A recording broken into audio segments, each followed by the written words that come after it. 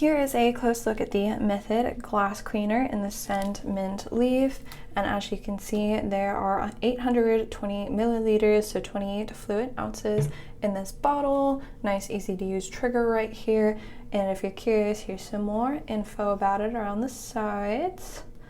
Overall, definitely an excellent product. So let me go ahead and demonstrate for you. I'll go ahead and spritz it right here onto this paper towel, just like that. And now let me go ahead and grab it. And I've got over here some glass I'm going to show you. Gonna go ahead and clean that.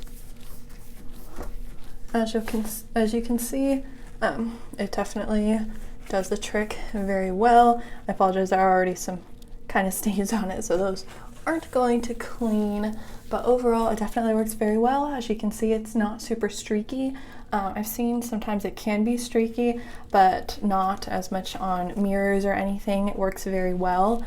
My only complaint is I'm not a big fan of the scent. I'm not a big mint person, so just keep that in mind. It's not the most pleasant in my opinion, but overall this is definitely a great glass cleaner, and it certainly does the trick very well and keeps your glass nice and pretty.